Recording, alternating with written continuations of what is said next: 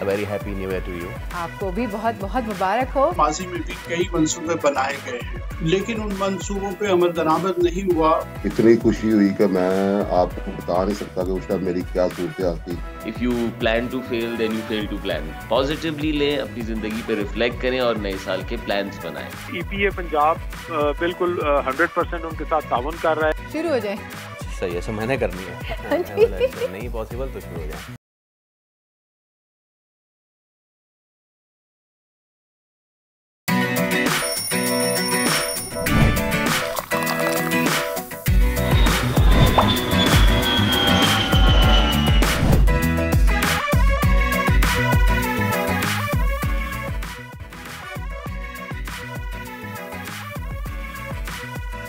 अस्सलाम वालेकुम, खुश आमदीद। जी आया नू, बखैर आगले, भली करे आया। बशतके के साथ दुनिया बोल है और मैं हूँ सोनिया सुंदस। मैं हूँ सैयद फैसल करीम। खुदा करे कि मेरी अर्ज़ पाक पे उतरे वो फसले गुल जिसे कभी अंदेशाए ज़वाल ना हो। A very happy new year to you. आपको भी बहुत बहुत मुबारक हो। सभी देखने वालों को ये साल बहुत बहुत मुबारक हो। सिर्फ ये एक साल ही नहीं गुजरा है, बल्कि इस सदी का एक क्वार्टर ख़त्म हुआ है और पीछे मुड़कर देखें तो इन 25 सालों में दुनिया बदल सी गई है और पलट सी गई है। पाकिस्तान में भी कई सियासी उतार चढ़ाव आए। मईशत से लेकर खेल के मैदानों तक कभी खुशी तो कभी गम का माहौल रहा।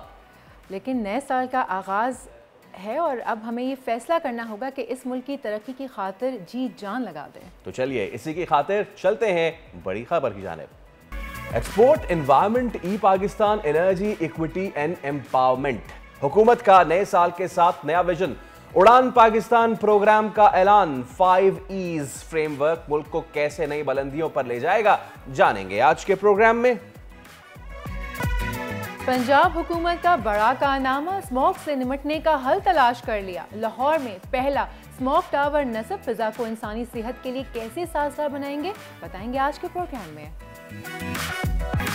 80 ममालिक में इलेक्शंस, 4 अरब अफराद का हक राय दही का इस्तेमाल।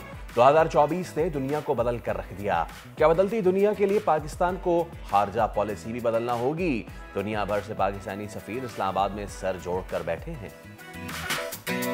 और Tokyo body building world cup 2024 में सब्ज हिलाली परचम सरबुलंद जाहिद मुगल ने तारीख रकम कर दी। इवेंट में सिल्वर मेडल जीतने वाले पहले पाकिस्तानी बॉडी बिल्डर बन गए। दुनिया बोल है में बनेंगे आज हमारे मेहमान।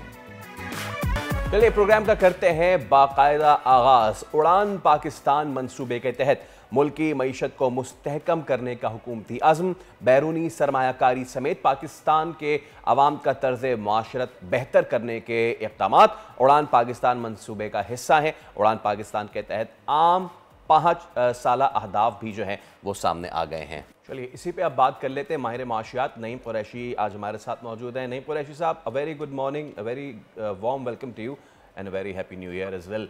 नईम साहब, ये जो उड़ान पाकिस्तान है ये महज एक 5 साला प्लान नहीं है, बल्कि ये कौमी इक़्तिसादी तब्दीली का मंसूबा है, ट्रांसफॉर्मेशन प्लान है। और इस ट्रांसफॉर्मेशन प्लान में जो 5 E's 5 टारगेट्स रखे गए हैं, कैसे देखते हैं इसको आप? जी आपका बहुत शुक्रिया जनाब, और आप दोनों को भी और आपके नाजरीन को भी नया साल मुबारक हो। जहाँ इस मंसूबे का ताल्लुक है तो बिल्कुल दुरुस्त कहा आपने कि इसे ट्रांसफॉर्मेशन प्लान भी कहा जा रहा है। इकोनॉमिक ट्रांसफॉर्मेशन प्लान में कह लीजिए या उड़ान पाकिस्तान मंसूबा कह लीजिए, और बेशक ये पाकिस्तान की इक़्तिसादियात को आगे ले जाने का एक मंसूबा है और इसमें हुकूमत की कोशिश है। बुनियादी तौर पे तो ये 2035 तक, लेकिन अभी जिस 5 साला मंसूबे का ऐलान किया गया है ये 2024 से 2029 तक जो है पर मुहित है। और इसमें जो है जो आपने खुद जिक्र किया 5 का कि इसमें पाकिस्तान की एक्सपोर्ट को बढ़ाना है, पाकिस्तान के एनवायरनमेंट चेंज को भी देखना है, ई पाकिस्तान भी बनाना है, डिजिटाइज करना है, फिर हमारा जो एनर्जी सेक्टर है उसका जो है इंफ्रास्ट्रक्चर चेंज करने की ज़रूरत है, फिर इक्वालिटी है, गुर्बत मिटानी है, मसावातों के दरमियान होना चाहिए। हमारे यहाँ आपको पता है कि पिछले 3-4 सालों में जो है तकरीबन जो है वो 4 करोड़ लोग जो है गुर्बत से नीचे चले गए हैं। तो हुकूमत उनके लिए भी कुछ करना चाहती है, एजुकेशन साइड पे भी कुछ करना चाहती है। तो ये काफ़ी थोरो मंसूबा है। अब देखना यह है कि इस मंसूबे पे अमल दरामद जो है वो किस तरह होता है। तो इसके अगर आप चाहें तो मैं इसकी बुनियादी खदोखाल जी जी, जो है प्लीज वो गो ऑन, गो ऑन आपको बता, प्लीज। ये आप कोई सवाल करना चाहेंगे? चलिए, अगर ऐसा है तो मैं ऐसे ही कह देता हूँ। बल्कि मैं आपसे ये सवाल करना चाह रहा था नईम साहब कि क्योंकि 5 ईज हैं तो उसमें एक्सपोर्ट को सबसे ऊपर रखा गया है। अब अगले 5 साल में हम अपनी एक्सपोर्ट्स को कैसे बढ़ा सकते हैं, इस सेक्टर पे कैसे हम काम कर सकते हैं? अच्छा देखिए, ये बताने से पहले कि हम एक्सपोर्ट को कैसे बढ़ा सकते हैं, मैं एक बात ज़रूर कहना चाहूँगा कि देखिए माज़ी में भी कई मंसूबे बनाए गए हैं, लेकिन उन मंसूबों पे अमल दरामद नहीं हुआ उस अंदाज में जिस तरह होना चाहिए। हम पेपर पे बहुत अच्छा काम कर लेते हैं। आपको याद है कर्ज़ उतारो मुल्क संवारो भी आया था, फिर उसके बाद वो टैक्सीज़ का आया था, दानिश स्कूल भी आए थे, लेकिन कुछ अरसे के बाद वो मंसूबे या तो नाकाम हो जाते हैं, उन पे पूरी तरह अमल दरामद नहीं होता या वो नाकामी से दो चार हो जाते हैं। तो हमारी ये दुआ और ख्वाहिश है कि इन मंसूबों के साथ जो है, इन ख़यालात के साथ ये सब कुछ ना हो और ये इस पे अमल दरामद हो जाए और मुल्क वाक़ई तरक्की की शाहराह पे गामज़न हो जाए। जहाँ तक एक्सपोर्ट का ताल्लुक है तो ये बात हम पहले भी कह चुके हैं कि दुनिया भर के वो तरक्की याफ्ता ममालिक जो हैं उनकी ज़रिया आमदनी जो है मुल्कों का वो एक्सपोर्ट होता है। तो अगर हम वाक़ईतन ये चाहते हैं कि एक्सपोर्ट बढ़ा के अपने मुल्क को तरक्की याफ्ता मुल्कों में शामिल करें, तो हमें सबसे पहले वो माहौल पैदा करना होगा जो एक्सपोर्ट के लिए ज़रूरी है, जो मईशत के लिए ज़रूरी है और वो सियासी इस्तेहकाम है। कल वज़ीर-ए-आज़म साहब ने अपनी तकरीर में भी ये कहा था कि ये बड़ी बुनियादी ज़रूरत है कि हम सियासी तौर पे मुकालमे के ज़रिए जो है, जो एक सियासी बहरान हमारे यहाँ उसको ख़त्म करें, तो हम मईशत की तरफ बढ़ सकते हैं। तो सबसे पहले तो हमें सियासी इस्तेहकाम के लिए हुकूमत को संजीदगी से काम करना चाहिए। दूसरी बात ये है कि इंडस्ट्री को वो माहौल देना चाहिए। सबसे बड़ी रुकावट जो एक्सपोर्ट में और इंडस्ट्री में जो इस वक़्त है, वो बिजली की कीमतें हैं। आपको पता है दुनिया भर में सबसे ज़्यादा गैस और बिजली की कीमतें जो है वो पाकिस्तान में है इंडस्ट्री के लिए, जिसकी वजह से हमारी इंडस्ट्री को बड़ी मुश्किलात का सामना है और हम एक्सपोर्ट में आगे बढ़ नहीं पा रहे हैं। अब हुकूमत ने हर साल 5 साल के दौरान में हर साल 10 अरब डॉलर की जो है वो एक्सपोर्ट बढ़ाने का फैसला किया है। अब देखें इस पे हुकूमत अमल दरामद कैसे करेगी, क्योंकि हुकूमत के कौल और फ़ेल में ज़रा तज़ाद पाया जाता है। मिसाल के तौर पे एक्सपोर्ट के लिए हमें जो है वो इंटरनेट चाहिए, लेकिन इंटरनेट जो है पाकिस्तान दूसरे नंबर पे है, जिसमें सबसे ज़्यादा इंटरनेट जो है वो बंद किया गया। हम डिजिटलाइज़ेशन की बात करते हैं, लेकिन हम इंटरनेट बंद कर देते हैं। महज़ सियासी मुखालफिन को दबाने के लिए या अपनी मर्ज़ी के नताइज हासिल करने के लिए आपने 30 लाख फ्रीलांसर्स का जो रोजगार है वो खतरे में डाल दिया। 500 मिलियन डॉलर जो है वो हर साल फ्रीलांसर्स कमाते और इस साल इंटरनेट बंद होने से 350 मिलियन डॉलर का जो है वो नुकसान हुआ। तो अगर हुकूमत जो है ये संजीदा है वाकई इस काम में, तो फिर इंटरनेट को जो है वो फ्री करना पड़ेगा। आपको सियासी तौर पे मुज़ाकरात करने पड़ेंगे और बिजली और गैस की कीमतों में जब तक आप कम नहीं करेंगे, आपकी एक्सपोर्ट नहीं बढ़ेगी। अब देखते हैं कि हुकूमत इस मामले में क्या करती है। जी नईम साहब, आपने बिजली की कीमतों की बात की ना अभी, तो 5 ईज़ में एनर्जी का हदफ भी होगा, तो इस सेक्टर में हम अगले 5 साल में क्या इस्लाहात कर सकते हैं? देखिए एनर्जी सेक्टर का मामला यही है कि सबसे बड़ी कामयाबी जो है ना, जो हमारा कैपेसिटी पेमेंट का इशू है आईपीपीज़ के साथ, यानी जितनी भी बिजली आप इस्तेमाल करें, चाहे 100 वाट बिजली इस्तेमाल करें और अगर बन रही 100 है लेकिन हमारा मुआहदा 200 का है तो हमें कीमत 200 की देनी है, उसे कैपेसिटी पेमेंट कहते हैं जी। तो अगर हुकूमत आजकल तेज़ी के साथ, बेशक इस सेक्टर में हुकूमत संजीदगी से काम कर रही है और मुख्तलिफ जो IPPs हैं उनके साथ मुआहदों को रिव्यू कर रहे हैं और ये कैपेसिटी पेमेंट का जो मामला है इसे ख़त्म करने की कोशिश की जा रही है। तो अगर हुकूमत जो है अपनी कोशिशों को तेज़ कर दे और एनर्जी के लिए जो ये IPPs के साथ मुआहदों को रिन्यू करने में अगर हुकूमत कामयाब हो जाए, तो ही बिजली की कीमतें जो है वो कम हो सकती हैं। सही, ठीक, बहुत शुक्रिया नईम कुरैशी साहब आपका। और आप अपनी आरा से हमें आगाह कर रहे थे। हुकूमत ने 5 साला जो इकोनॉमिक ट्रांसफॉर्मेशन प्लान है वो अब दे दिया है। Thank you so much Naeem साहब, वो हुकूमत ने दे दिया है और उसमें सबसे अहम बात अब ये भी है कि की जो जीडीपी है वो 2028 तक 6% तक ग्रो करेगी।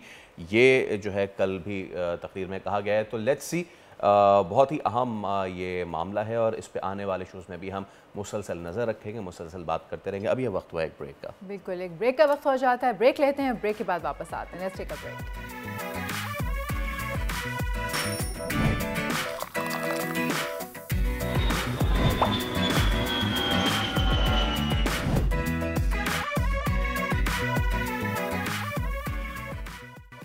वेलकम बैक जनाब। साल का नया आगाज़, नई शुरुआत और पाकिस्तान के लिए एक और नया एजाज़। वाह वाह, क्या बांधा है आज मैंने। पाकिस्तान में आज हम आपकी मुलाकात करवाने वाले हैं एक ऐसे बॉडी बिल्डर से जिन्होंने Tokyo body building world cup में पाकिस्तान की नुमाइंदगी की और तारीख रकम कर दी। जाहिद मुगल ने Tokyo body building world cup में तारीख रकम करते हुए पहली बार सिल्वर मेडल हासिल कर लिया है। जाहिद मुगल की जीत पर टोक्यो में पाकिस्तानी परचम बुलंद किया गया, जिसका सेहरा बॉडी बिल्डर जाहिद मुगल की शानदार कारकर्दगी को जाता है। और जाहिद मुगल हमारे साथ ही मौजूद हैं। ये मनाजिर आप उनके पोजिंग के भी देख रहे हैं और जिससे अंदाज़ा होता है कि कितनी कड़ी मेहनत जो है वो इस तमाम तर एफर्ट के पीछे होती है। तो जाहिद मुगल हमारे साथ मौजूद है। जाहिद भाई, अस्सलाम वालेकुम। सबसे पहले तो आपको बहुत बहुत मुबारकबाद, कंग्रेचुलेशंस फ्रॉम आवर साइड। कैसा फील कर रहे हैं पाकिस्तान को जीत दिलवा के? सर जी, मेहनत बहुत की थी, सारा कुछ मतलब कि बड़ी मुश्किलात का सामना करना पड़ा, लेकिन जब अल्लाह ताला की जान ने मेडल दिया और पाकिस्तान का नाम रोशन करने का मौका दिया तो मतलब कि इतनी खुशी हुई कि मैं आपको बता नहीं सकता कि उस टाइम मेरी क्या सूरत थी, क्या लम्हात थे उस टाइम मेरी खुशी के। तो मुझे भी अल्लाह ताला ने मौका दिया कि मेरी सोच थी कि मैं पाकिस्तान के लिए कुछ कर सकूं। तो अल्लाह ताला का शुक्र है कि अल्लाह ताला ने मुझे मौका दिया पाकिस्तान का नाम रोशन करने का। जी जाहिद, ये बताइए कि पहली मर्तबा आपने जीता है तो ऑब्वियसली तैयारियां भी की होंगी फुल ऑन, तो अपनी तैयारियों के हवाले से कुछ जिक्र कीजिए। कितने अरसे में आपने इसकी तैयारी मुकम्मल की, क्या क्या प्रैक्टिस की, ज़रा हमें बताइए प्लीज़। ये तकरीबन मैंने 8 से 9 माह के अरसे में तैयारी मुकम्मल की थी अपनी।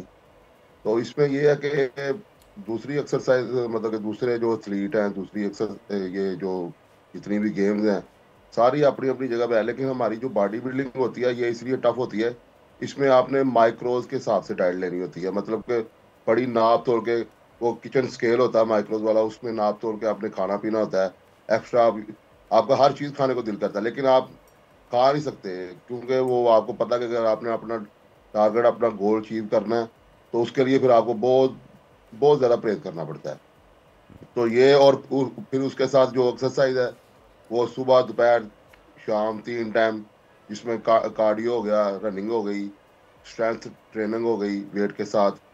तो इस तरह मुश्किलात का तो बहुत सामना करना पड़ा। मतलब कि बॉडी बिल्डिंग में ना जो प्रोफेशनल बॉडी बिल्डर हैं जिन्होंने कम्पीट करना होता है उनके लिए बहुत मुश्किलात का सामना करना पड़ता है।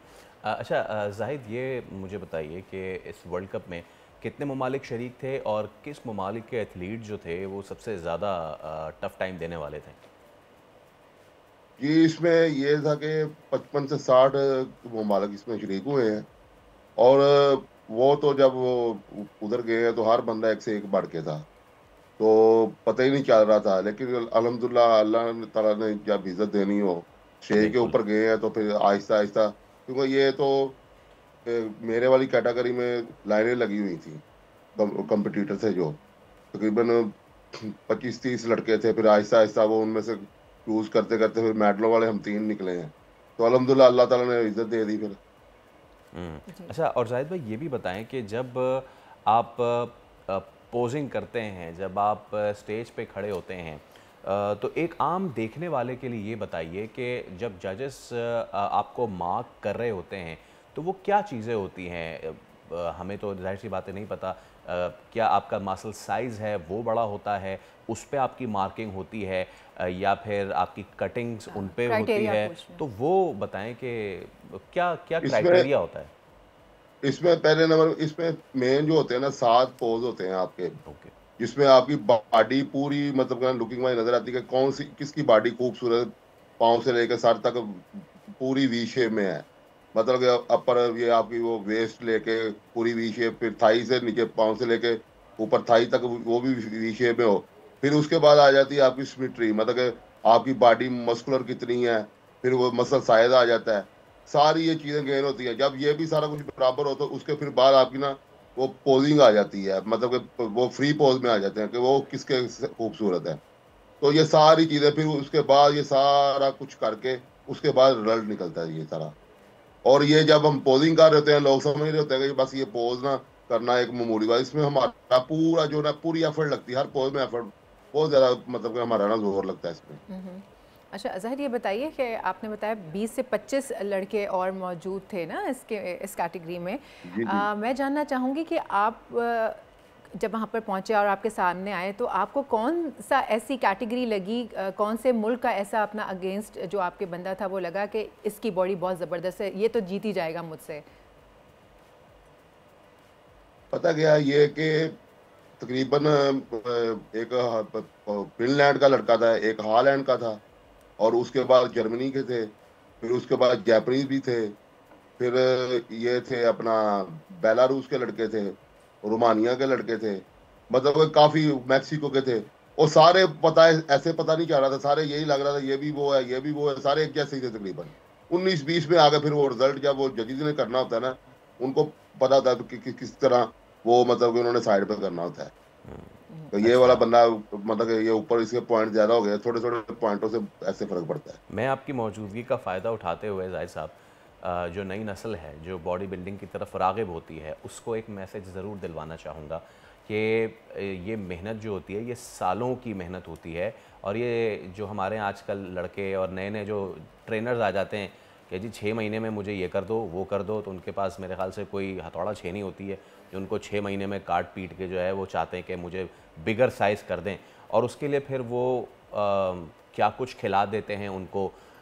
हार्ट अटैक्स का होना बॉडी बिल्डर्स को, वो भी कम उम्री में, बहुत ज़्यादा आम हो रहा है पाकिस्तान जैसे मुल्क में। तो थोड़ा सा नौजवानों को गाइड करें जाहिद भाई कि ये बहुत खूबसूरत काम है लेकिन मुश्किल काम है, तो मुश्किल रास्ता ही चुनिए, आसान रास्ते के पीछे मत जाइए।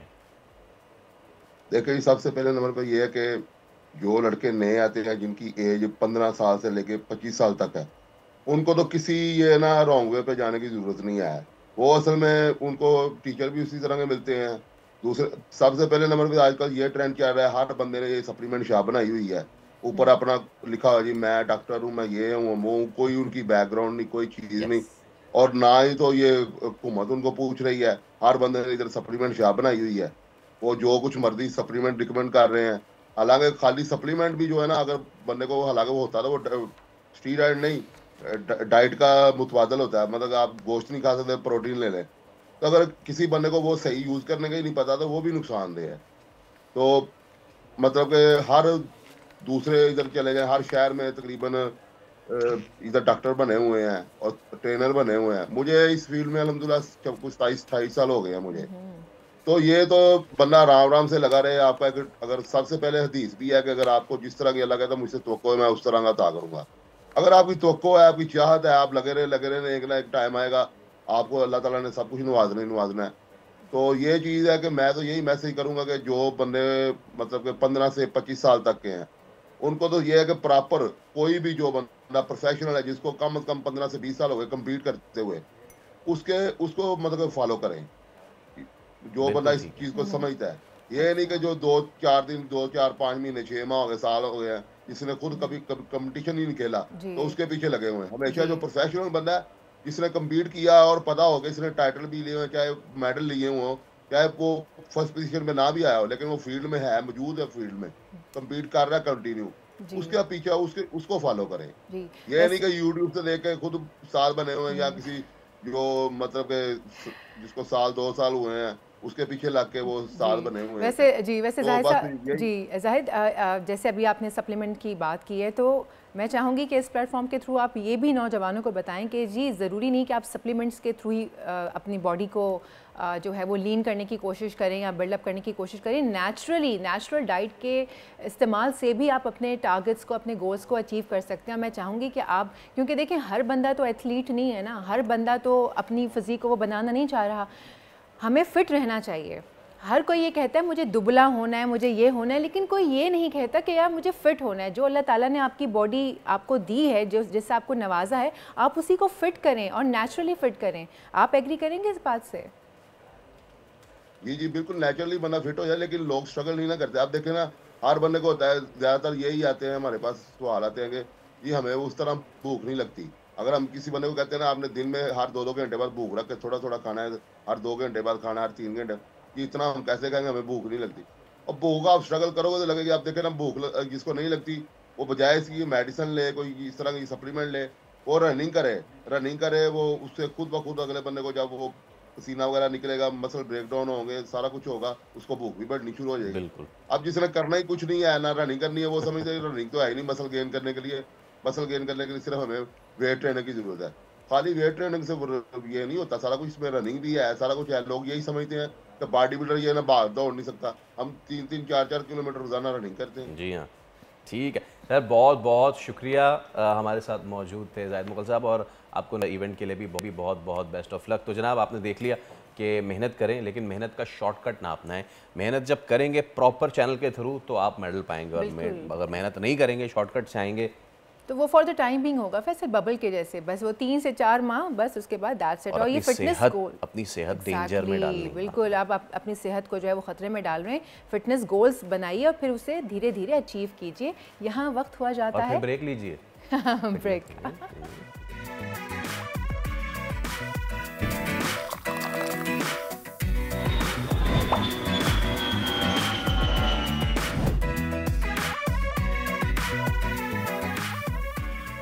वेलकम बैक जनाब। आज नए साल का पहला सूरज तुलू हुआ और आज के दिन ही आपने नए जज्बे और नई उम्मीदों के साथ आगे बढ़ना है, क्योंकि जिनके इरादे मजबूत हों उन्हें कामयाबी मिलने से कोई रोक नहीं सकता। बाय द वे, जब नया सूरज तुलू हो रहा था तो मैं गाड़ी से ऑफिस आ रहा था, and it was a beautiful beautiful beautiful सन।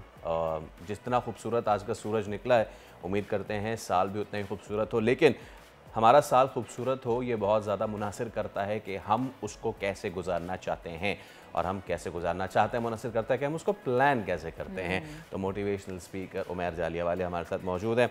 उमैर, अस्सलाम वालेकुम, a very good morning and a very happy new year to you. तो जनाबे वाला, हम तमाम तर चीज़ों की प्लानिंग करते हैं, हमने क्या खाना है, हमने क्या पहनना है, लेकिन अपनी ज़िंदगी प्लान नहीं करते भाई। और ख़ास तौर पे साल का पहला दिन जो है, आपने उमैर ये बताएं क्या किया? आप उठे, साल के पहले दिन आपने कुछ सोचा कि यार मैंने अपना साल ऐसे करना है, मेरा शॉर्ट टर्म गोल ये है, 10 दिन का, मेरा 1 महीने का, 3 महीने का, 6 महीने का। Please go on. जी बहुत शुक्रिया, आपको भी बहुत नया साल मुबारक हो, and thank you very much, आपने मुझे शो पे दावत दी। नया साल एक नई उम्मीद लेकर आता है। आप जानते हैं कि जब साल क्लोज हो रहा होता है तो लोग ज़रूर सोचते हैं अपनी रेजोल्यूशंस, और मैं साल ना सिर्फ साल को हेल्प करता हुआ आया हूँ कि वो अपने साल को बेहतर प्लान कैसे करें। आप जानते हैं कि मतलब if you plan to fail then you fail to plan. मतलब अगर आपने प्लानिंग में आप नाकाम हो गए तो आपने नाकामी को अपना मुस्तकबिल मान लिया है, आपने अपना प्लान तस्वुर कर लिया है। और गोल नहीं है तो स्कोर नहीं होता, तो ज़रूर गोल सेट करने चाहिए। और मेरे तो बड़े एम्बिशियस गोल्स होते हैं हर साल के, और मैंने ये रियलाइज़ किया कि वो अगर उस साल पूरे ना भी हों तो वो अगले 2-3 सालों में पूरे हो जाते हैं।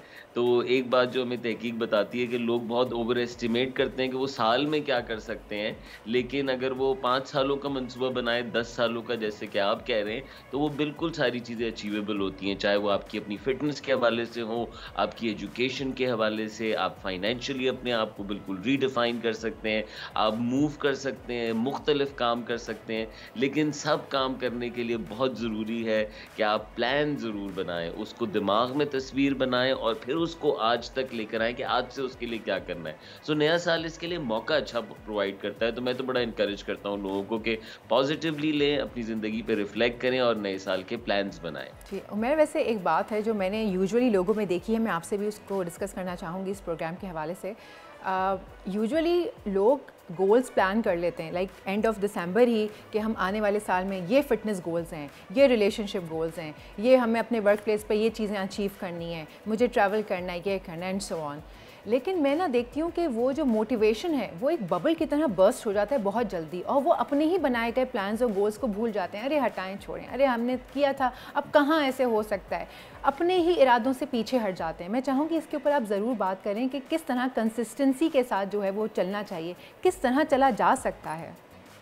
बहुत मज़ेदार सवाल है। देखिए, ये इंडिविजुअल फेल हो जाता है लेकिन टीम्स तो फेल नहीं होती। आप देखें, ऑर्गेनाइजेशंस जो है वो साल के जो मकासद बनाती हैं, जो टारगेट बनाती हैं, वो हमेशा पिछले साल से कितना ज़्यादा होता है उसको हिट करके छोड़ती हैं, क्योंकि इदारे सिर्फ गोल्स नहीं बनाते, इदारे उसके साथ सिस्टम्स भी बनाते हैं। तो एक बड़ी मशहूर लाइन है, एक पावरफुल ऑथर हैं जेम्स क्लियर, वो कहते हैं कि you will never rise above to your goals, you never rise up to your goals, you will always fall down to your systems. तो सोनिया और उमैर कभी अपने गोल्स पर राइज नहीं करते, वो जितने भी बड़े हो जाएं, हम हमेशा गिर जाते हैं अपने सिस्टम्स के ऊपर। और सिस्टम जुड़ा हुआ है हमारी आदत के साथ, हमारी डेली हरकतों के साथ, और सिस्टम के अंदर बहुत सारी चीज़ें जो कि शामिल की जा सकती हैं गोल को बेहतर अचीव करने के लिए। मिसाल के तौर पे गोल को तोड़ देते हैं छोटे नंबर के अंदर, और फिर उसको आप रोज़ाना मेजर करते हैं। जब आप वो करते रहते हैं तो उससे आप मेक श्योर करते हैं कि आपका गोल ओवरऑल हिट होता है।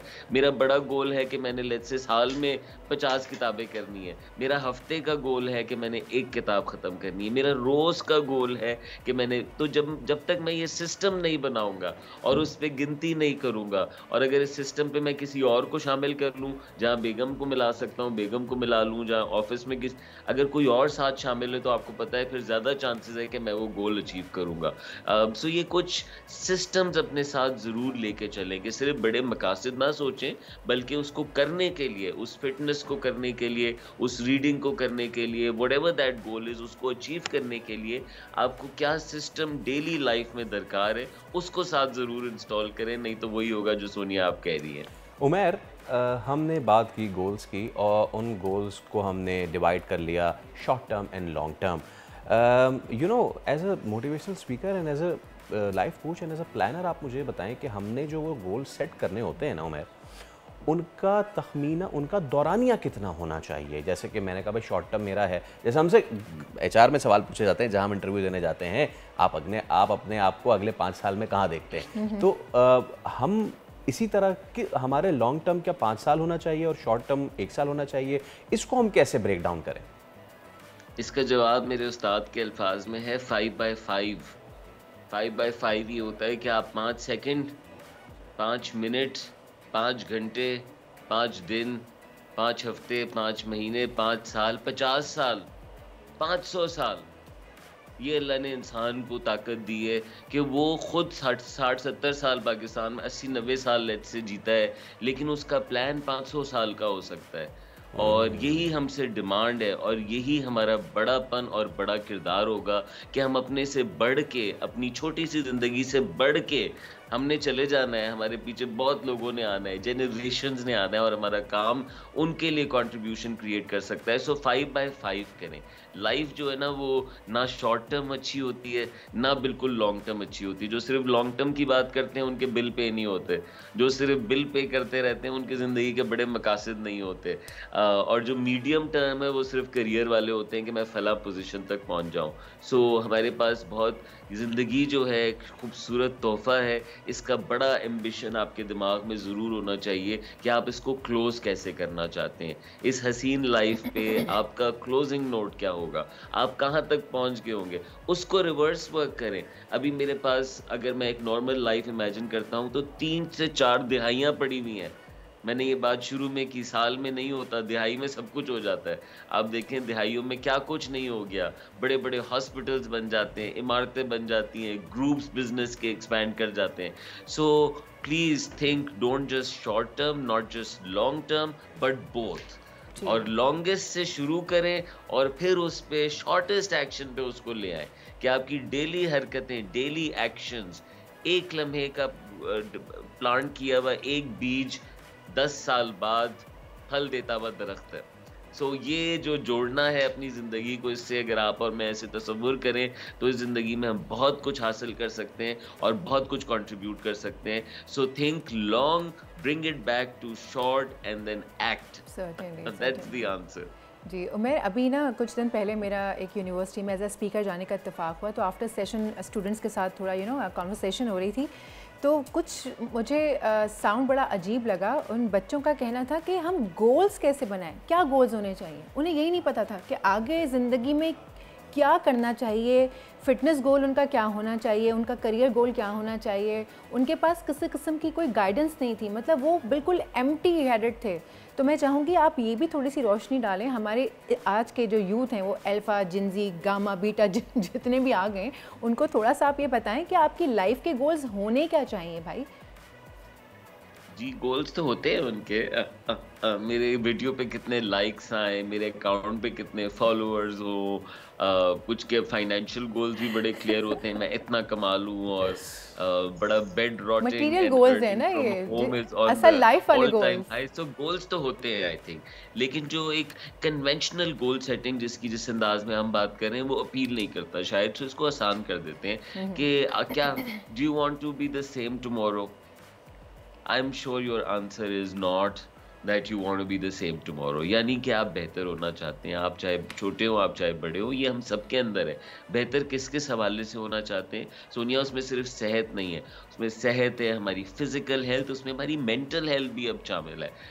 हम डिजिटल टाइम्स के अंदर हैं और इसको लुक आफ्टर करना बहुत ज़रूरी है। इसी तरीके से हम सब कुछ ना कुछ पढ़ रहे हैं और कुछ ना कुछ किरदार अदा करना चाहते हैं, उसके गोल्स आप उसमें बेहतर होना चाहते हैं, उसमें क्या नई स्किल्स हासिल करना चाहते हैं। इसी तरीके से अपनी फैमिली, जिनकी जो सोलो हैं उनके यकीनन गोल्स होते हैं कि उन्होंने लाइफ में कैसे आगे प्रोसीड करना है। जो ऑलरेडी मैरिड हैं, बच्चों वाले हैं, उनके गोल्स में वो भी शामिल होते हैं। सो आप जहाँ पे खड़े हुए हैं सिर्फ ये सोचें कि आपने कहाँ तक जाना है, जहाँ तक जाना है उसको हम अपनी ज़बान में या कन्वेंशनल ज़बान में गोल्स कहते हैं। सो कोई इंसान ऐसा नहीं है जिसके गोल्स ना हो। ये ज़रूर होता है कि उसके गोल्स बड़े लिमिटेड होते हैं, महदूद होते हैं। मैं सिर्फ कमा लूँ, मैं खुद ना आगे बढ़ूं, मैं सिर्फ कमा लूं, मैं वैसा ही रह जाऊं और मैं कमा ज़्यादा लूं। तो इस तरह के जो गोल्स हैं कि मेरे पास काम बहुत हो लेकिन मेरी ज़िंदगी में बैलेंस ना रहे, सो इस हवाले से भी गोल्स बड़े इंपॉर्टेंट होते हैं, क्योंकि कुछ चीज़ें तो नेचुरली हो रही हैं। आपकी पढ़ाई, आपका काम उस तरफ आपको लेके जा रहा है, लेकिन जिस तरफ आपकी तवज्जो नहीं जा रही, अगर आप कॉन्शियस प्लानिंग नहीं करेंगे तो हाई चांस है कि आप वो एस्पेक्ट ज़िंदगी का मिस करेंगे। और ज़िंदगी होलिस्टिक होती है तो it was a pleasure having you and again a very happy new year. और उम्मीद करते हैं कि आपका हमारा दोनों का सबका साल बड़ा ही प्लान्ड और बड़ा ही ज़बरदस्त है। Thank you so much. तो आपने देखा कि प्लान करना कितना ज़्यादा ज़रूरी है। So please plan and plan accordingly and enjoy your life. बिल्कुल ऐसा ही। अब ब्रेक का वक्त हो जाता है, छोटी सी ब्रेक लेंगे, ब्रेक के बाद वापस आते हैं, प्रोग्राम को आगे बढ़ाते हैं। Let's take a break.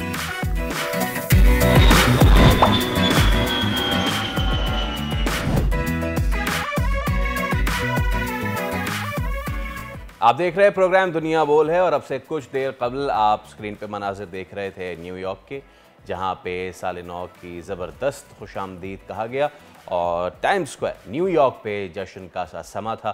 तो everyone was in Jubilant mood, everyone was celebrating. Pakistan में भी साल नौ को अब जो है वो 10 घंटे तो बीत चुके हैं। तो चलिए अब ज़रा पाकिस्तान के पर्सपेक्टिव से बात कर लेते हैं। नया साल है, ऐसे में पाकिस्तान की खारजा पॉलिसी क्या होगी, क्या होनी चाहिए, तरजीहात तय करने के लिए पाकिस्तानी सुफरा की 2 रोज़ा कॉन्फ्रेंस जारी है, जिसमें दुनिया के अहम ममालिक में तैनात पाकिस्तानी सुफरा दफ्तर खारजा में होने वाली इस कॉन्फ्रेंस में शिरकत कर रहे हैं। आपको बताते चलें कि 2024 में 80 ममालिक में इलेक्शन का निकाद हुआ था, जिसमें 4 अरब अफराद का हक राय दही का इस्तेमाल किया गया था। और पाकिस्तान इस्लामाबाद में जारी पाकिस्तानी सुफरा की 2 रोज़ा कॉन्फ्रेंस में नायब वज़ीर आज़म इसहाक़ डार, सेक्रेटरी खारजा समेत दफ्तर खारजा और दीगर इदारों के आला हुक्काम भी कॉन्फ्रेंस में शरीक हैं। तो अब सवाल अहम यह है कि क्या बदलती दुनिया के लिए पाकिस्तान को अपनी खारजा पॉलिसी भी तब्दील करना होगी। इसी हवाले से मज़ीद बात करने के लिए आज हमारे साथ मौजूद हैं साबिक सफ़ीर नहमाना हाशमी साहिबा। नहमाना साहिबा, अस्सलाम वालेकुम, a very good morning to you ma'am. बहुत शुक्रिया आपके वक्त। हमने देखा कि साल 2024 जो कि इंतखाबात का साल था, इस साल में बड़ी तब्दीलियाँ रूनुमा हुई। एक जानिब दुनिया जो है वो जंग में लगी रही और दूसरी जानिब इंतखाबात के बाद बड़ी बड़ी तब्दीलियाँ मंजर आम पे आई हैं। ऐसे में ये कॉन्फ्रेंस जारी है हमारे तमाम तर शुफरा की। आप क्या समझती हैं पाकिस्तान को अब इस बदलते साल में वो कौन कौन सी तब्दीलियाँ लाने की ज़रूरत है, या फिर तब्दीली लाने की ज़रूरत नहीं है अपनी फ़ॉरेन पॉलिसी में? सबसे पहले तो आपको नया साल मुबारक हो। सेम बहुत टू यू। शुक्रिया मुझे अपने प्रोग्राम में मदु करने का। जहाँ तक दुनिया का सवाल है तो देखिए, दुनिया तो हर वक्त ही फ्लक्स में रहती है, लेकिन बहुत कम ऐसे अदवार आते हैं जहाँ पे जो चेंजेस हैं या जो स्ट्रेटेजिक, जो इकोनॉमिक और जो पॉलिटिकल फ्लक्स होता है वो बहुत प्रोमिनेंट होता है। और वो सिर्फ किसी एक या दो मुल्क को नहीं बल्कि पूरी दुनिया को अफेक्ट करता है। जहां तक फॉरेन पॉलिसी का ताल्लुक है, वो चाहे पाकिस्तान की हो या किसी और मुल्क की हो, वो हमेशा डायनेमिक होनी चाहिए और एडेप्टेबल होनी चाहिए, क्योंकि उसका ताल्लुक जाहिर सी बात है पूरी दुनिया के साथ होता है और बदलते हालात के साथ साथ आपको अपनी अप्रोचेस, अपनी पॉलिसी को एडजस्ट करना पड़ता है। हैविंग सेड दैट, जो भी हमारी स्ट्रेटेजिक पॉलिसी है, लॉन्ग टर्म पॉलिसी है या किसी मुल्क की भी, उसमें तो देखिए कोई बहुत बड़ी तब्दीली नहीं आती। लेकिन जैसे जैसे दुनिया में चेंजेस आती हैं, जिस तरह अगला जो साल ये अब आज शुरू हुआ है, इसमें बहुत सारी दुनिया की नई डिस्पेंसेशंस जो हैं वो पॉलिटिकल डिस्पेंसेशंस आ रही हैं। खास तौर पे इसमें देखना हमें ये होगा कि अमेरिका और चीन का जो कंपटीशन है वो क्या इस साल और आने वाले सालों में मैनेजेबल होगा। उसको किस तरह ये दो बड़ी पावर्स कंटेन कर पाएंगी या ये कॉन्फ्रंट्रेशन की तरफ जाएगा। सिमिलरली देखिए, इस वक्त मशरिक वस्ता की जो हालत है और इतना ज़्यादा एक कियोटिक सिचुएशन आई हुई है वहाँ, कि उसमें बहुत इस वक्त हमें सोचने की ज़रूरत है कि हम किस तरह इसको नेविगेट कर पाएंगे कि अ, हमारे जो नेशनल इंटरेस्ट हैं, हमारे जो बहैसियत कौम इंटरेस्ट हैं, वो किसी तरह भी मिलाइन या ख़राब ना हो। अच्छा, इसमें नवान साहब एक चीज़ मैं आपसे ज़रूर पूछना चाहूँगा कि क्योंकि यू नो दुनिया की सबसे बड़ी जो ताकत है अमेरिका, वहाँ पे भी तब्दीली आ गई है, उसको मद्देनज़र रखते हुए पाकिस्तान को जो अपनी इलाकाई पॉलिसी है उस पे कैसे इस्तवा रहना चाहिए। हमारे चाइना के साथ जो बरादराना ताल्लुकात हैं, पूरी दुनिया उससे वाकिफ़ है, हमें बताने की ज़रूरत नहीं। पाकिस्तान ने ख़ित्ते में मज़ीद इनरोड्स भी बनाना शुरू किए हैं कि जब उन्होंने रशिया से भी अच्छे टाइज़ जो हैं अब बनाना शुरू कर दिए हैं। लेकिन कभी भी कोई इस तरह की चीज़ होती है तो अमेरिका बहादुर की तरफ से एक मसला आ जाता है। तो हमें इन दोनों चीज़ों को बैलेंस कैसे लेके चलना चाहिए? देखिए, जहाँ तक पाकिस्तान की खारजा पॉलिसी का ताल्लुक है, ये आपका तो प्रोग्राम छोटा होता है, इसमें तफसील से तो बात नहीं की जा सकती, लेकिन मैं इतना ज़रूर कहना चाहूँगी कि पाकिस्तान की जो खारजा पॉलिसी है वो हमेशा से बहुत बैलेंस्ड रही है। क्योंकि देखिए, अमेरिका का प्रेशर तो हमेशा से है। हम तो अमेरिका के नॉन नेटो एलाई भी रहे हैं, हम सीटो सेटो में भी रहे हैं, हम उनके साथ मिलके जिहाद भी किया, वॉर ऑन टेररिज्म भी किया। लेकिन क्या हमने चाइना के साथ अपने स्ट्रेटेजिक ताल्लुकात को कॉम्प्रोमाइज किया? No. नहीं, कभी भी नहीं। क्योंकि अगर हम बैलेंस ना रखते तो प्लीज इस बात का इदराक होना चाहिए हमें कि ना हम न्यूक्लियर पावर बनते, ना हमारा कराकोरम हाईवे बनता, ना आपका वाट एक्सला की जो फैक्ट्री है वो बनती, ना आपका क्या कहते हैं कामरा बनता, ना न्यूक्लियर पावर प्लांट्स बनते। तो देखिए, न ही सीपैक का मंसूबा बहुत खुशअस्लूबी से चल रहा है। तो पाकिस्तान ने जैसे बाकी ममालिक अपने स्ट्रेटेजिक इंटरेस्ट को कॉम्प्रोमाइज नहीं करते, लेकिन ये बहुत ज़रूरी होता है क्योंकि दुनिया में आप देखें कट के तो नहीं रह सकते। अमेरिका एक हकीकत है, बहुत अरसे से वो एक सुपर पावर है। यस, अब कुछ वेनिंग की तरफ जा रही है, उसकी ज़ेनिथ आ गया है, लेकिन उसमें भी टाइम लगता है। तो ये तो नहीं हो सकता कि आज हम कहें कि जी हम अमेरिका से ताल्लुकात अच्छे नहीं रखेंगे या यूरोप से ताल्लुकात अच्छे नहीं रखेंगे बिकॉज हमने चीन से ताल्लुकात रखने हैं। आपको हमेशा बैलेंस करना पड़ता है और हमने हमेशा बैलेंस किया है। तो मुझे तो बिल्कुल मैंने बात ही इससे शुरू की थी कि लॉन्ग टर्म स्ट्रेटेजिक इंटरेस्ट नहीं चेंज होते अनलेस के कोई अर्थ शेकिंग डेवलपमेंट हो जाए। तो ये जो चेंजेस आ रही हैं इसका तो हमें बहुत अरसे से मालूम था, सदियों से पता था कि चीन राइज करेगा। और हमारे तो चीन से उस वक्त के ताल्लुकात हैं जब वो बहुत ही एक गरीब मुल्क था और हम बल्कि उसको एड देते थे। तो देखिए, आपके जो स्ट्रेटेजिक ताल्लुकात होते हैं वो चेंज नहीं होते, टेक्टिकल एडजस्टमेंट्स करनी पड़ती हैं। और आपको देखना पड़ता है कि सब इंटरनेशनल कम्युनिटी में आपको डिफरेंट चीज़ों के लिए डिफरेंट ममालिक की ज़रूरत होती है। और सुपर पावर्स को ख़ासतौर पे, अभी तो एक ही सोच सुपर पावर, आप उसे इग्नोर तो नहीं कर सकते। और उसमें जो डेवलपमेंट्स होती हैं वो सारी दुनिया को अफेक्ट करती हैं।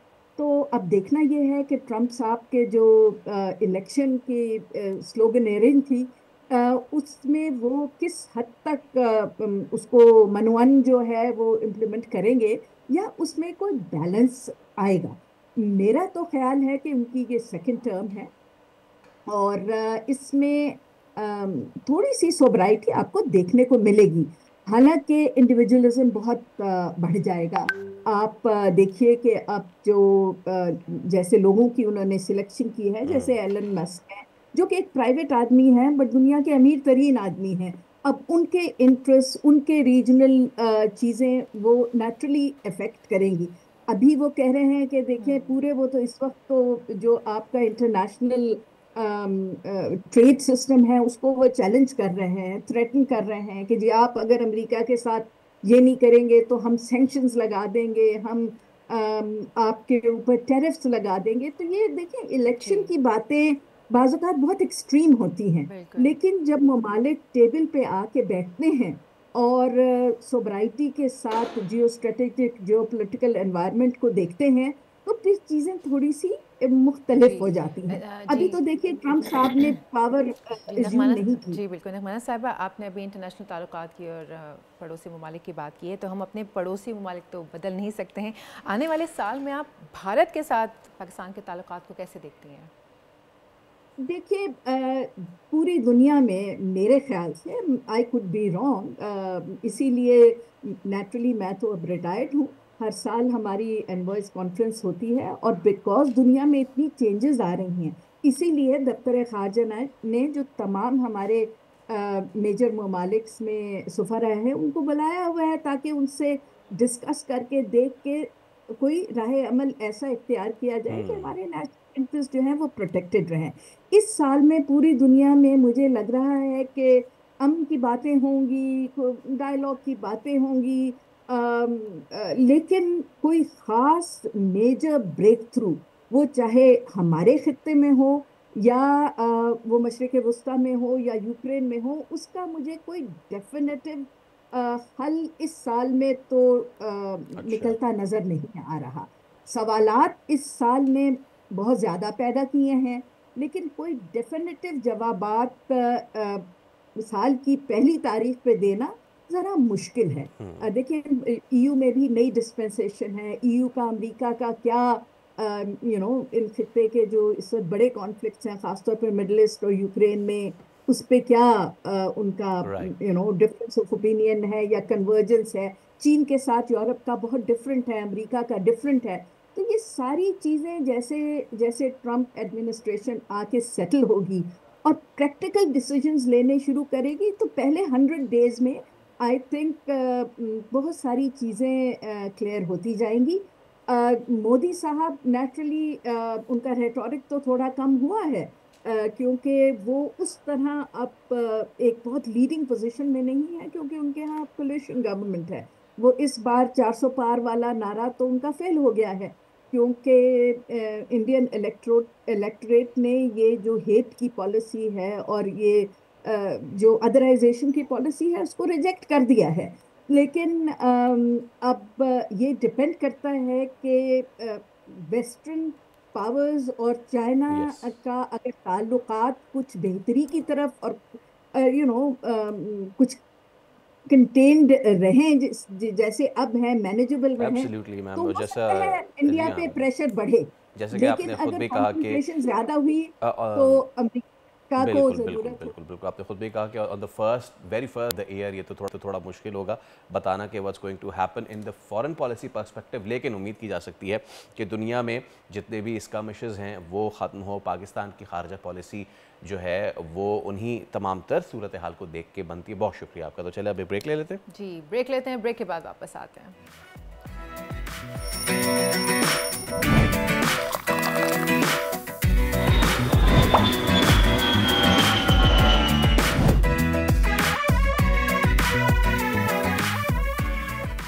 Welcome back. वेदर अपडेट्स के साथ मैं हूं सोनिया सुंदस। महकमा मौसमियात के मुताबिक मुल्क के बालाई इलाके आज भी यकबस्ता हवाओं और शदीद सर्दी की लपेट में रहेंगे। स्कर्दू में पारा -8 डिग्री तक गिर जाने का इम्कान है। आज चित्राल, दी, सवाद, कश्मीर, गिलगित बल्तिस्तान में हल्की बारिश और पहाड़ों पर बर्फबारी भी एक्सपेक्टेड है, यानी कि स्नोफॉल एक्सपेक्टेड है।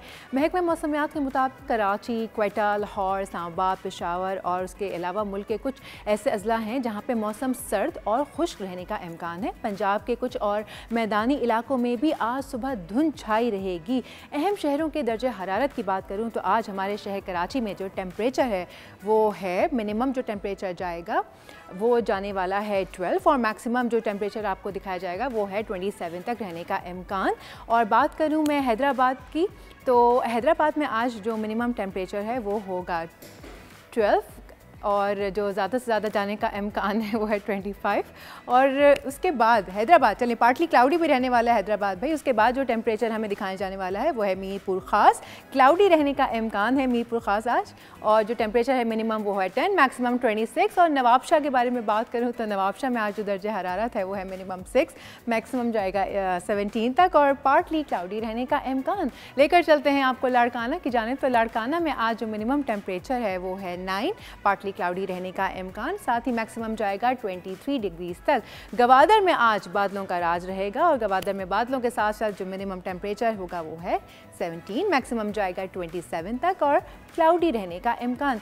क्वेटा में आज बादलों का राज रहेगा, वहाँ पर भी बादल होंगे और साथ साथ जो टेम्परेचर मिनिमम होगा वो होगा 7 और मैक्सिमम रिकॉर्ड किया जाएगा 16, पार्टली क्लाउडी रहने का इम्कान।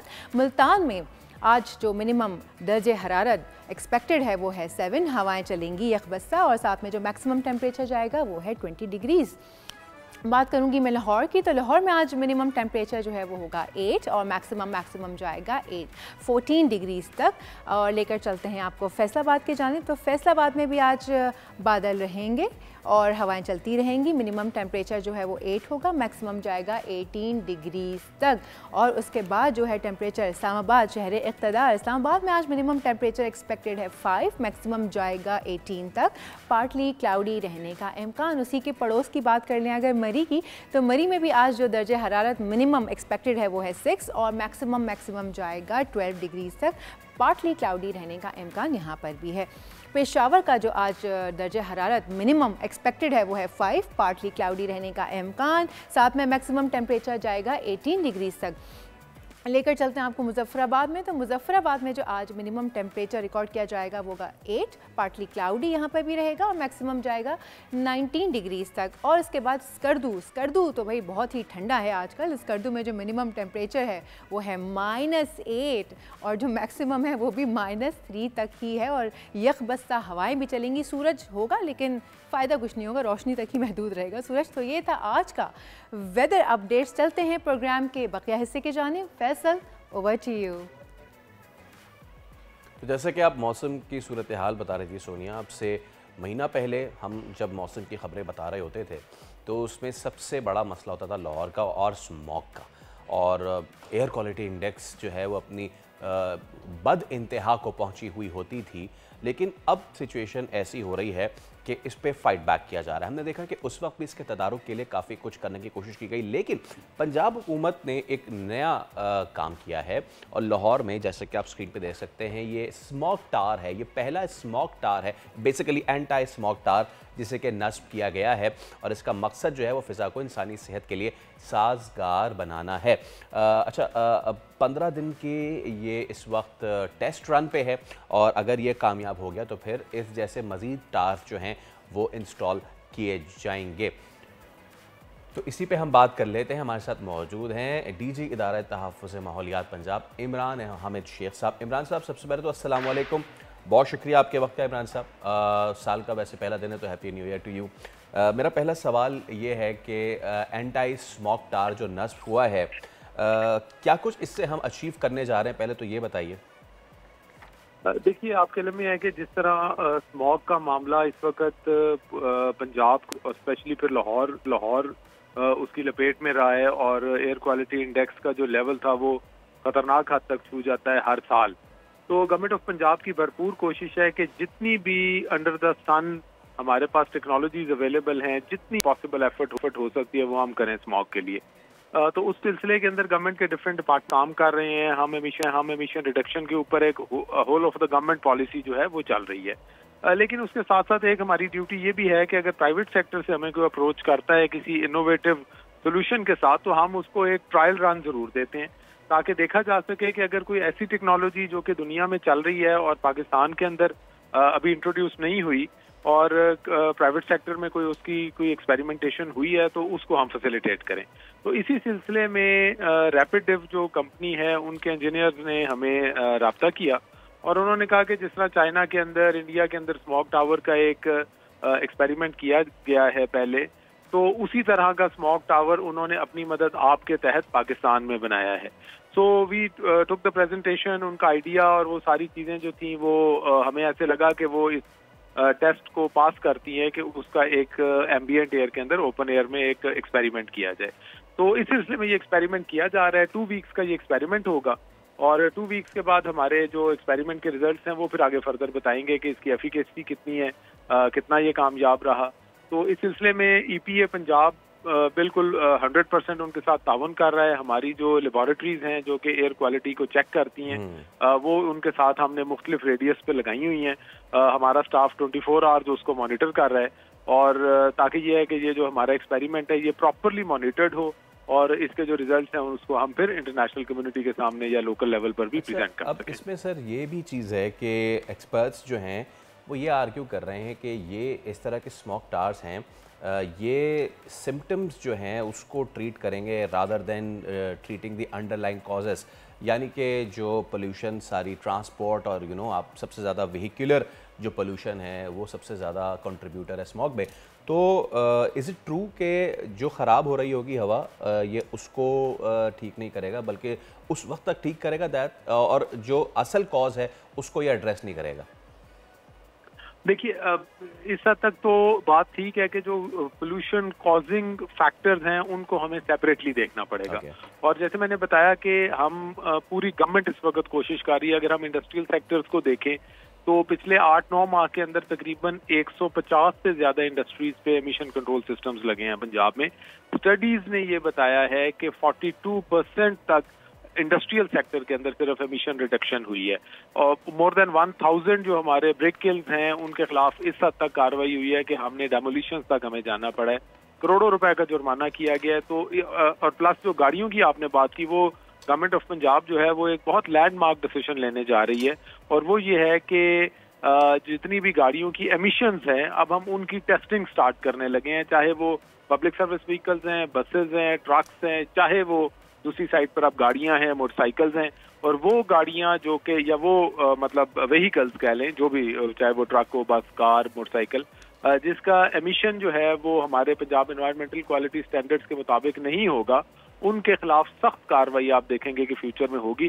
So it's basically a 2-pronged strategy. एक साइड पर हम जो एमिशन रिडक्शन है उसके ऊपर काम कर रहे हैं, तो दूसरी तरफ हम साथ साथ ये भी कोशिश कर रहे हैं कि अगर फजा के अंदर पोल्यूशन मौजूद है और हमें कोई ऐसा सोल्यूशन मिल जाए कि उस हवा को प्यूरिफाई किया जा सके, तो उसे भी हम ट्राई कर रहे हैं। जी, वैसे इमरान साहब, पूरी दुनिया में जहाँ जहाँ इस किस्म के टावर्स लगे हैं वो कितने सक्सेसफुल रहे हैं, क्या उनका सक्सेस रेट रहा है और इससे स्मॉग को कंट्रोल करने में और चीज़ों को कंट्रोल करने में कितनी हेल्प मिली है?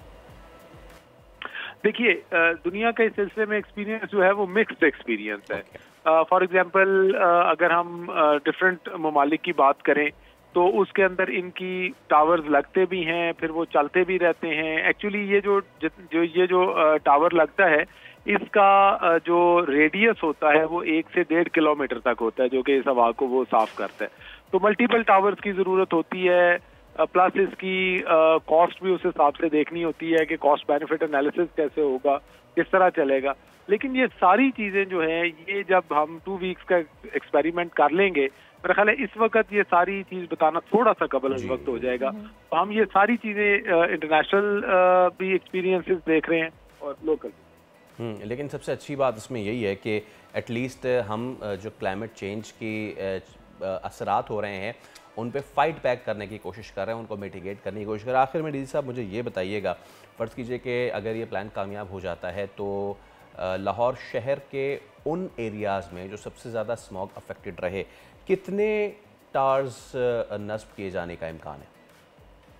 जी एग्जैक्टली यही बेसिकली जैसे मैंने पहले बताया कि हमने पूरा इसके अंदर एक कॉस्ट बेनिफिट एनालिसिस करना है कि हमें फॉर एग्जांपल एक टावर अगर हम 24 आवर्स के लिए चलाते हैं, मैं एक ब्रॉडर कॉन्टेक्स्ट के अंदर एक एग्जांपल देता हूँ, तो उससे हमें कितनी एयर को प्यूरिफाई करने में मदद मिलती है। क्योंकि एयर जो विंड है उसकी स्पीड एंड डायरेक्शन चेंज हो रही होती है, तो जो लैब एक्सपेरिमेंट में तो हम कह सकते हैं कि 1 किलोमीटर का जो या 2 किलोमीटर का या जो भी हम एक रेडियस रखें उसको प्यूरिफाई किया जा सकता है। लेकिन ओपन एयर एम्बियंट एयर के अंदर चूंकि wind direction and wind speed जो है वो वेरी कर रही होती है, तो ये हमें पूरा ये जो कैलकुलेशंस हैं ये हमारे साइंटिस्ट जो हैं एनवायरमेंटल प्रोटेक्शन एजेंसी के, वो ये सारी स्टडी कर रहे हैं ताकि एक कंप्लीट पिक्चर इमर्ज करे और वो फिर गवर्नमेंट को जो है हम प्रेजेंट करें। अच्छा, वैसे इमरान साहब एक जाते जाते एक सवाल और छोटा सा मेरे जहन में आया कि अगर ये आपका एक्सपेरिमेंट सक्सेसफुल हो जाता है, अल्लाह करे हो जाए, हमारी दुआएं आपके साथ हैं, सो क्या फिर सिर्फ ये लाहौर तक ही महदूद रहेगा? क्योंकि कराची का भी पॉल्यूशन का वही हाल है जो मोरलेस लाहौर का है,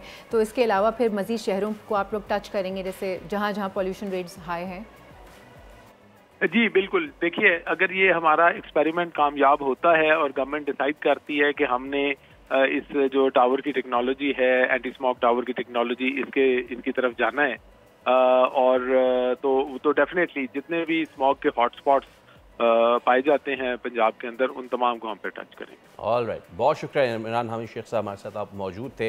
और फाइनली हम वो फाइट बैक देखना शुरू हमने किया है कि जो क्लाइमेट चेंज की वजह से हमने देखा कि साल के आखिरी जो महीने होते हैं कितने ज़्यादा जहरीले हो जाते हैं, ख़ास तौर पे पंजाब के लिए जहाँ पे लाहौर और गिरदनवा में एयर क्वालिटी इंडेक्स बेइंतहा ख़राब हो जाती है। But this is the way to go कि अगर क्लाइमेट हमसे फाइट कर रहा है, लेट्स फाइट बैक और उसको बेहतर करने का बेहतरी की तरफ आना चाह रहे हो। इंशाल्लाह आ भी जाएंगे जल्दी।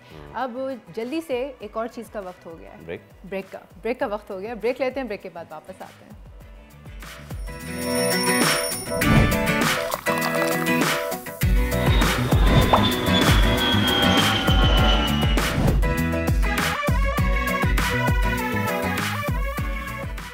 वेलकम बैक जनाब। नए साल का पहला दिन है और क्रिकेट की बात ना हो, ये कैसे पॉसिबल है? है ही नहीं पॉसिबल, है नहीं है पॉसिबल। शुरू हो जाए। सही है, मैंने करनी है। मैं बोला अच्छा नहीं पॉसिबल तो शुरू हो जाए। अब बात यह है कि ये साल जो है पाकिस्तान के क्रिकेट के लिए बहुत ही जैम पैक्ड है और अभी तो दूसरा टेस्ट मैच है केप टाउन में पाकिस्तान वर्सेस साउथ अफ्रीका, लेकिन उसके बाद पाकिस्तान की होम ग्राउंड पे बहुत सारी क्रिकेट होने वाली। ऑब्वियसली चैंपियंस ट्रॉफी जिसके काउंटडाउन में 50 से कम दिन रह गए हैं, उसके साथ साथ वेस्ट इंडीज़ का टूर है पाकिस्तान का, इसके बाद ट्राई सीरीज़ है कि जो न्यूजीलैंड और साउथ अफ्रीका जिन्होंने आना है, तो बहुत सारी सीरीज़, बहुत सारी क्रिकेट इस पूरे साल में। इसी पे हम बात कर लेते हैं। क्रिकेट एक्सपर्ट सैयद मोहम्मद अवैस हमारे साथ मौजूद हैं। अस्सलाम वालेकुम। आपको भी भाई वेरी हैप्पी न्यू ईयर। और पाकिस्तान का ये साल क्रिकेट के हवाले से बड़ा ही जैम पैक, तो बहुत ही अहम है। तो चलिए पहले ज़रा हम बात कर लेते हैं चैंपियंस ट्रॉफ़ी से। अब 50 से भी गालिबन कम दिन रह गए हैं अवेस, द काउंटडाउन हैज़ बिगन और फाइनली आईसीसी भी कुछ एक्साइटमेंट दिखाना उसने शुरू कर दिया है। मैं देख रहा था जय शाह ने भी जो है वो ट्वीट की हुई थी और उन्होंने वो जो टीज़र है जिस पे हमने भी कहा है कि ये टीज़र ऐसा लग रहा है कि ये इंडिया में हो रहा है, पाकिस्तान में नहीं हो रहा, लेकिन चलें जो हो रहा है जैसा हो रहा है हो तो सही। तो तैयारियां पाकिस्तान की इंतज़ामिया की पीसीबी की पूरी अवेस और फाइनलाइजेशन में है अब स्टेडियम्स की तैयारियां। Champions Trophy is just around the corner. जी वालेकुम सलाम, आप दोनों को भी बहुत बहुत मुबारक हो न्यू ईयर की। और अगर पाकिस्तान टीम की बात करें 2024 तो आपको पता है बड़ा मिक्स एंड मैच रहा है पाकिस्तान क्रिकेट बोर्ड के अंदर। बहुत ज़्यादा हिलजुल भी रही है, कुछ अच्छी यादें भी हैं। चाहे इंग्लैंड को आपने सीरीज होम पे हराई है, उसके अलावा चैंपियंस ट्रॉफी के बारे में बात करें 2024 बड़ा इंपॉर्टेंट रहा पाकिस्तान के लिए। आपको पता है कितनी सिनेरियो बनी थी क्रिकेट के अंदर, फाइट करना, चैंपियंस ट्रॉफी के लिए आखिरी दम तक लड़ना, और फिर आखिरकार मुझे पता है कि थोड़े से लोग नाराज भी हैं कि हाइब्रिड मॉडल जरूर एक्सेप्ट हुआ, लेकिन ये देखें ये one of the best possible option था। आपने कुछ और भी बैक एंड पे ज़हन में रखना पड़ता है कि दुनिया क्रिकेट के अंदर उनका मार्केट में बहुत ज़्यादा स्टेक है, तो ऑब्वियसली आप नहीं चाहोगे कि पाकिस्तान की क्रिकेट को ज़्यादा नुकसान हो और पाकिस्तान ज़्यादा मुश्किलात में फंसा रहे। अच्छी बात है कि चैंपियंस ट्रॉफी आखिरकार पाकिस्तान में हो रही है और इस वक्त तैयारी भी बड़ी ज़बरदस्त तैयारी है। कल भी मैं देख रहा था मोहसिन नकवी साहब कुछ स्टेडियम का आपको बता दी रात को भी दौरा करते हैं, और वो कल हंसी मजाक में यही कह रहे थे कि आजकल पता है आपको इस्लामाबाद में अंडरपास का बहुत ज़्यादा चर्चा हो रहा है जो 45 दिन में बना का, ये स्टेडियम का पता करो कितने दिन में बना है, कहीं ये रिकॉर्ड तो नहीं है कि स्टेडियम जितने देर में हमने बनाया है। तैयारियां इस वक्त जारी हैं पाकिस्तान क्रिकेट स्टेडियम्स की बात करें, पिंडी की बात करें, नए फ्लक्स की लाइट्स लग रही हैं यहाँ पर, ब्रॉडकास्टर्स की बात करें वो बिल्कुल तैयार बैठे हुए हैं, फैंस का फिर अच्छी बात है कि पाकिस्तान क्रिकेट बोर्ड ने और गवर्नमेंट ऑफ पाकिस्तान ने कुछ ईज़ अप भी किया है। मामला वीज़ास की बात करें, क्योंकि आपको पता है ये भी चीज़ ज़हन में होती है कि फैंस आते हैं पूरी दुनिया से ट्रैवल करते हैं। अच्छी साइड पाकिस्तान के साथ में लग भी रही है और देखने वाली बात है कि पाकिस्तान किस तरीके से परफॉर्म करता है चैंपियंस ट्रॉफी में। ना बिल्कुल। और चले चैंपियंस ट्रॉफी की तो हमने बात की, और ये आपने अच्छा बताया कि वीज़ा पॉलिसी में भी आसानी हुई भी है, होनी भी चाहिए, क्योंकि हम एक्सपेक्ट कर रहे हैं पूरी दुनिया से फैंस आएंगे, पूरी दुनिया से टीम्स तो आ रही हैं सिवाय हमारे पड़ोस के। क्रिकेट को लेके तो हर कोई ना जी हाँ, एक्साइटेड एब्सोल्युटली एब्सोल्युटली। अच्छा वेस, चलें चैंपियंस ट्रॉफी पे तो हम आगे भी बात करते रहेंगे। अब ज़रा हम आ जाते हैं दूसरे टेस्ट मैच की, और पिच डिफरेंट होगी, स्क्वायर डिफरेंट होगा, ग्राउंड डिफरेंट होगा। अब हम खेल रहे होंगे केप टाउन में, तो क्या एक्सपेक्टेशंस हैं? विकेट कैसा है केप टाउन का? क्या पाकिस्तान वैसे ही सिर्फ सीमर्स के साथ उतरेगा, या फिर ये पिच जो है ये थोड़ा डिफरेंट होगा और यहाँ पे कुछ हम डिफरेंट कर सकते हैं? देखिए पाकिस्तान का अगर आप पिछले मैच की बात करें, मुझे पता है कि अनफॉर्चुनेट जो एक कप्तानी का इशू रहा है, आपने पिछले मैच में भी देखा होगा, शान मसूद की अगर आप बात करें अपने प्रॉपर पोजीशन पे आके वो बैटिंग कर रहे थे ओपनिंग डिपार्टमेंट, क्योंकि काउंटी सीजन की बात कर लें, पूरे सर्किट की बात करें, चाहे वो जो पाकिस्तान में पूरी ज़िंदगी डोमेस्टिक क्रिकेट खेलते हुए हैं यूबीएल की तरफ से, उन्होंने ओपन ही किया और उनका ज़्यादा वो ईज मोड आपको नज़र आता है। लेकिन अगर पूरे ट्रैक रिकॉर्ड की बात करूं, खास करके ओपनिंग डिपार्टमेंट को लेकर आपको पता है बहुत ज़्यादा सवाल पाकिस्तान टीम पे उठते हैं टेस्ट क्रिकेट के अंदर। तो जो 20 इनिंग्स इससे पहले खेली गई थी साउथ अफ्रीका के अंदर, तो जो ओपनिंग डिपार्टमेंट का जो एक पार्टनरशिप थी वो 19 रन के करीब थी। तो पाकिस्तान ने चले हिंसा तो दूर किया कि कम अज़ कम आई गेस 36 या 32 रन तक आपकी पार्टनरशिप गई थी। मसला सारा का सारा आपकी बॉलिंग कॉम्बिनेशन की अगर आप बात करें, तो मैं खुद भी चाहता था कि आप एक लेफ्ट हैंड जो बॉलर है उसको ज़्यादा यूटिलाइज इसके अंदर करें। मीर हमजा आपके पास बैठे हुए थे, अब्बास ने बहुत एक्सेप्शनल परफॉर्मेंस की है। देखें 3 साल के बाद वापस आना, अब बहुत से लोग रेट करते हैं ना कि यार 3 साल बाद आ रहा है, उसकी पेस नहीं है, ये नहीं है, लेकिन एक याद रखें हमेशा काउंटी क्रिकेट के अंदर आप बेशक जितने मर्जी आउट करें, 600 खिलाड़ी भी आउट कर लें, 700 भी कर लें, लेकिन जिस वक्त आप इंटरनेशनल क्रिकेट के अंदर वापस आते हैं उसका जो प्रेशर होता है वो बिल्कुल डिफरेंट होता है। बॉडी लैंग्वेज आपको डिफरेंट चाहिए होती है, क्योंकि आपके ऊपर बहुत ज़्यादा नजरें भी होती हैं, लोग बात भी कर रहे होते हैं कि यार इसके ऊपर बहुत ज़्यादा बात की गई है, अभी कैसा परफॉर्म करेगा। उस लेवल के ऊपर आके 6 खिलाड़ियों को आउट मोहम्मद अब्बास ने किया, एक्सेप्शनल बॉलिंग लेवल थी आपकी। कैप्टनशिप में थोड़ा सी गलती ज़रूर हुई कि जब रबाडा खेल रहे थे, मैं खुद इस चीज़ पे हैरान था कि खुरम शहजाद का अगर ट्रैक रिकॉर्ड उठा के देखूँ तो खुरम शहजाद का लेफ्ट हैंडेड से आगे बहुत ज़बरदस्त एक ट्रैक रिकॉर्ड रहा है, वो बड़ा अच्छी परफॉर्मेंस देते हैं। आपके जब 3 सेट बॉलर्स लगे हुए हैं, आप बात करें नसीम शाह की बात कर लें, आप खुरम शहजाद की बात कर लें, आप अपना अब्बास की बात करें, जरूरत क्या थी आपको बीच में लेके आने की आमिर जमाल को, जब उस बेचारे को आपने पूरे ओवर बॉलिंग ही नहीं करवाई। उस अपना इनिंग्स की बात करूं, ये माइंडसेट मुझे नहीं पता कि क्या अपना शान मसूद का था। बहुत एक विद ड्यू रिस्पेक्ट मैं कहता हूँ, देखें बहुत ज़्यादा एक्सपीरियंस है, कैप्टन भी है पाकिस्तान टीम के, लेकिन कुछ मसला नहीं होगा। आप अगर शान मसूद की बॉडी लैंग्वेज देखें, गुम हुए नजर आते हैं जब प्रेशर सिचुएशन आती है, बिल्कुल वो उनके चेहरे से लगता है कि वो कहीं खो गए हैं, शायद मैच के अंदर है नहीं।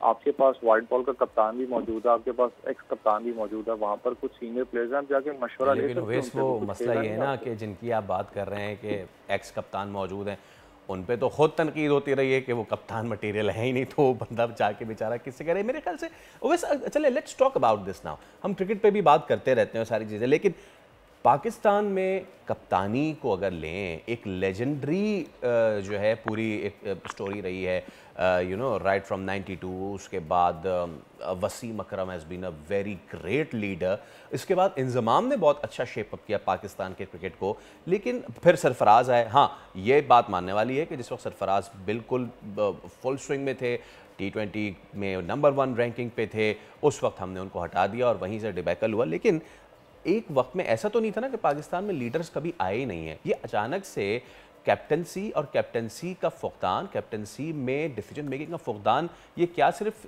इनेट होता है, नेचुरल होता है, या फिर ये इंतज़ामिया की तरफ से भी होता है कि उनको ग्रूम करें, उनको बनाएं, उनको बढ़ाएं और फिर उनको कैप्टनसी दें?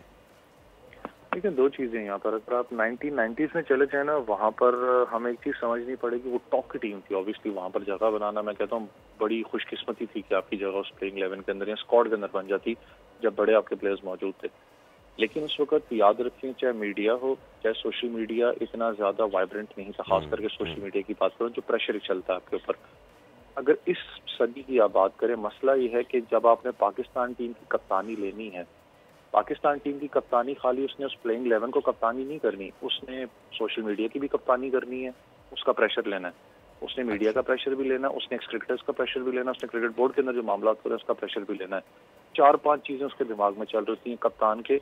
उसको फिर दूसरा, अगर उसकी खुद की परफॉर्मेंस ना हो रही है तो बेचारा खुद वो प्रेशर के अंदर होता है। मैंने लास्ट टाइम शायद आपके प्रोग्राम में बात कर रहा था कि सबसे बड़ा मसला ये होता है कि जब कप्तान बेचारा परफॉर्म ना कर रहा, जब टीम मीटिंग होती है, वो ज्यादा बात नहीं करता टीम मीटिंग में, हिचकिचाता है कि उसको पता है कि यार मेरी परफॉर्मेंस ठीक नहीं है, कि दूसरा नोट के मुझे कह दे भाई तेरी परफॉर्मेंस क्या थी इस चीज में।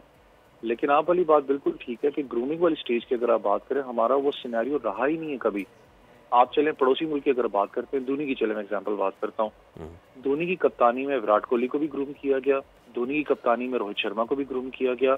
मुझे आज बताया ना, पाकिस्तान टीम के अंदर हम कब के कप्तान को ग्रूम करते हैं कि उसका दिमाग बनाते हैं कि यार तू आने वाले टाइम पे कल कोई कप्तान होगा पाकिस्तान टीम का, तुम्हें हम ग्रूम कर रहे हैं। हम तो एकदम अभी जैसे मैं आपसे फोन पे बात कर रहा हूँ, क्या पता शाम को खबर आ जाए कि जी टेस्ट क्रिकेट से कप्तानी से उतार दिया गया, इनको कप्तान बना दिया गया। ये तो इंस्टेबिलिटी हम खुद पैदा करते हैं ना, मामला हम खुद पैदा करते हैं। यहाँ पर पाकिस्तान का कप्तान है, उसको आपको बैकअप करना पड़ता है, उसको आपको बताना पड़ता है कि यार तुम कप्तान हो। इस रिजवान को आप लेके आए हो, आपने स्ट्रेट फॉरवर्ड एक बात की कि रिजवान आपका कप्तान है, सपोर्ट करोगे ठीक है, नहीं तो वो दरवाजा है, जा सकते हो आप छोड़ के, अपना आप पीसी भी छोड़ के जा सकते हो। ये चीजें आपको करनी पड़ती हैं स्ट्रेट फॉरवर्ड, आपको ग्रूमिंग करनी पड़ती है कप्तान की, उसको बैकअप करना पड़ता है। अगर आप बैकअप ना करें तो ये मामला होते रहते हैं। और ऑब्वियस आखिर में ना जाते जाते हमारा बहुत बड़ा कम है, लेकिन थोड़ा सा कंफ्यूजन हमारी दूर करते जाएं। ये जो हमारी ट्राई सीरीज़ है पाकिस्तान, साउथ अफ्रीका, न्यूजीलैंड, ये अभी तक इसके शेड्यूल के 4 मैचेस ही हैं। ये 4 मैचेस ही होंगे या फिर ये क्या सीन है? 4 मैचेस की ट्राई सीरीज़ मैंने तो नहीं देखी पहले कभी। नहीं, ये स्केड्यूल इसका ऑफिशियली भी अनाउंस होना है। और अच्छा। कुछ लोगों के जहन में ये बात जरूर है कि शायद ट्राई नेशन सीरीज नहीं हो रही, लेकिन ट्राई नेशन सीरीज हो रही है कैलेंडर के अंदर आईसीसी के, और ये अच्छी बात। और अगर आप थोड़ा सा कंपेयर भी करें, चैंपियंस ट्रॉफी से पहले पाकिस्तान वाहिद टीम है जिसने सबसे ज्यादा वाइट बॉल क्रिकेट खेलनी है। 19 या 20 के करीब मैचेस है पाकिस्तान ने खेलने हैं। ये पाकिस्तान ने ट्राई नेशन सीरीज खेलनी है और इसके कुछ मैचेस पिंडी में भी खेले जाएंगे। अभी तो आपको पता सारी तैयारी जो सी है वो वेस्ट इंडीज को लेके भी, क्योंकि मुल्तान के अंदर वो टेस्ट मैचेस खेले जाने अगले महीने। लेकिन ट्राई नेशन सीरीज कंफर्म है और बहुत अरसे के बाद जब आप चैंपियंस ट्रॉफी की तो बात कर ही कर रहे हैं, पाकिस्तान आपको पता है बहुत सालों के बाद ट्राई नेशन सीरीज भी यहाँ पर खेलेगा और वो बड़ा इंपॉर्टेंट सीरीज है पाकिस्तान की तैयारी चैंपियंस ट्रॉफी के लिए। मैंने कहा ना कि इसके बाद आपको पता है कि आपने डायरेक्टली अपना ट्राई नेशन सीरीज में एंटर होना और वही सीरीज होगी जो डिसाइड करेगी कि हाँ ये हमारा जो स्क्वाड है वो होगा चैंपियंस ट्रॉफी के लिए। बड़ी इंपॉर्टेंट सीरीज है पाकिस्तान के लिए। बहुत शुक्रिया सैयद मोहम्मद अवैस, आप हमारे साथ मौजूद थे और क्रिकेट पे हम बात कर गए। साल 2014-24 मिक्स बैग ऑफ ईयर रहा। साल का शुरुआत और मिडिल इतना अच्छा नहीं हुआ, साल का एंड हमने बहुत अच्छा किया और अच्छा कर सकते थे अगर हम इंग्लैंड ऑस्ट्रेलिया के साथ साथ साउथ अफ्रीका को भी हरा देते। लेकिन कोई बात नहीं, नए साल का आगाज हो, नया साल तो है ही, से कुछ सीख लें, चीजें बेहतरी की तरफ आ जाएं, कुछ अच्छी अच्छी न्यूज़ हम आपको दें, सुनाएं यहाँ बैठ के, हमें भी खुशी होगी ना। जैसे हम कहते हैं इतने सियासी उतार चढ़ाव, क्रिकेट के उतार चढ़ाव, हर चीज़ पॉजिटिव होगी तो क्यों नहीं अच्छे लगेगा, ऐसा ही है ना। एब्सोल्युटली। चले अब आपसे लेते हैं इजाजत, आपसे मुलाकात होगी कल। रखें अपना ख्याल, अल्लाह हाफिज़।